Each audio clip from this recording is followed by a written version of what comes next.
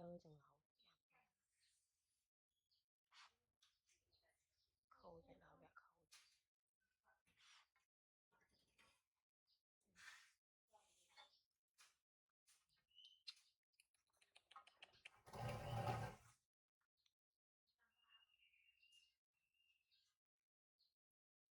cặp rốn bia lên lên lên sao này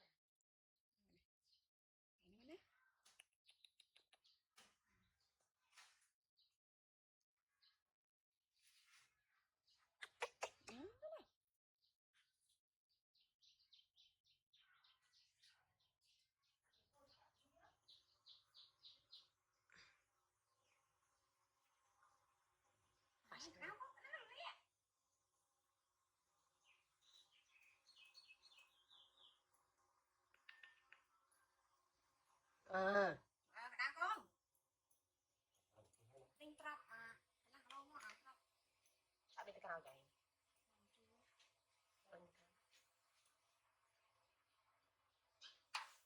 tinh trap là lâu nó mình tinh nhẹ ăn tê nó ăn kia kia hả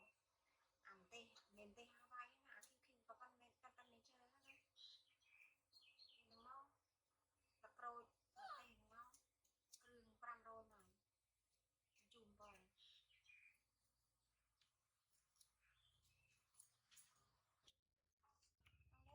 lên sao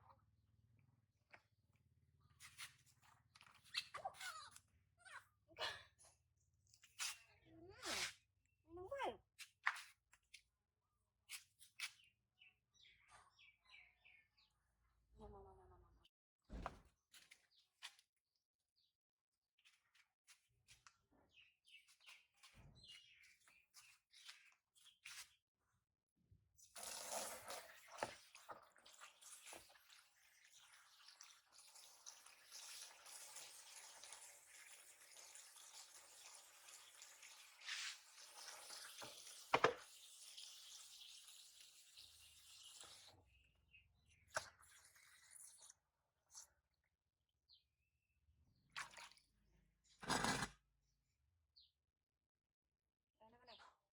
lên tàu này nữa nè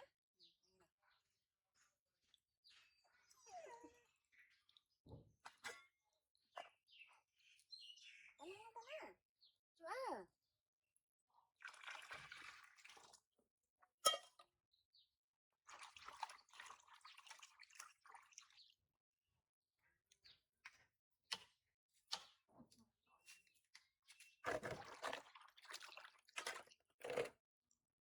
cặp rốn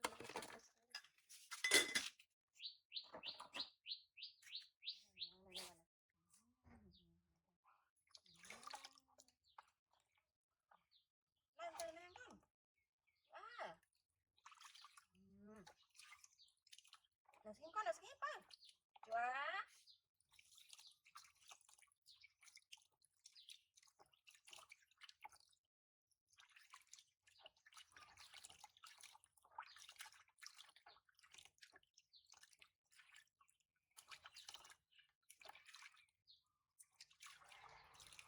à đi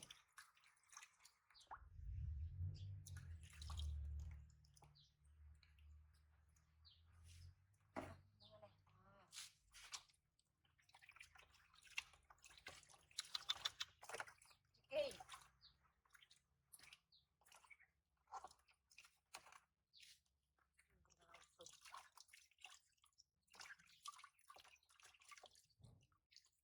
lại nó vui rồi ở bên cuối cam lên ngồi nhây nữa tại ai nhây vì mà đông ai phải lâu vì lên và ba khôi này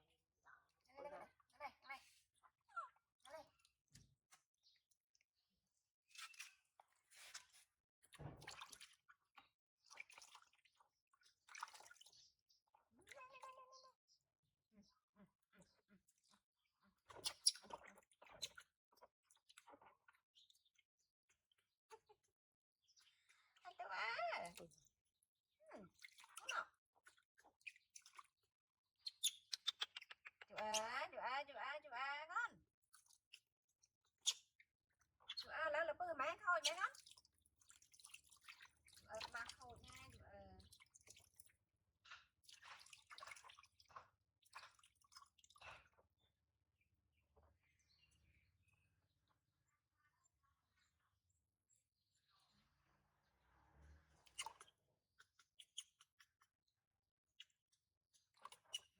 Ôi coi lên thôi tao muốn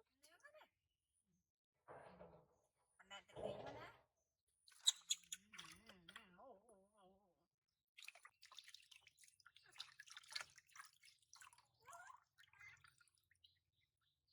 câu bạn cái sai này bị lơ việc lục mấy lơ tầng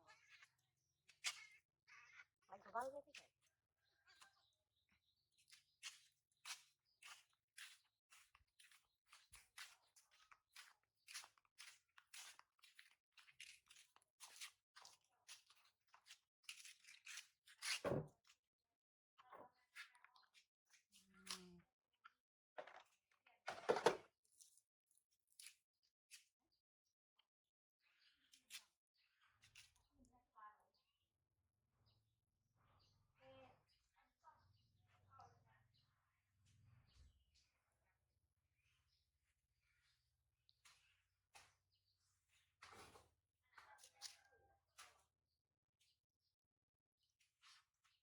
gì đi lên xe với nó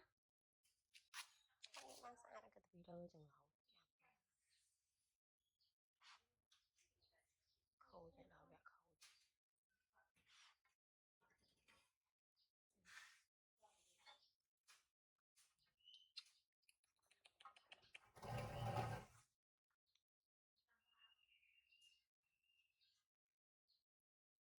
cái đồng bia đi lên bên sau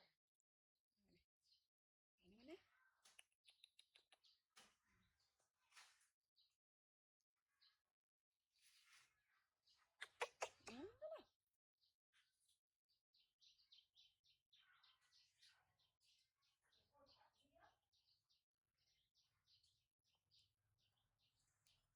cái sai anh áo của bạn này chạy lơ chặt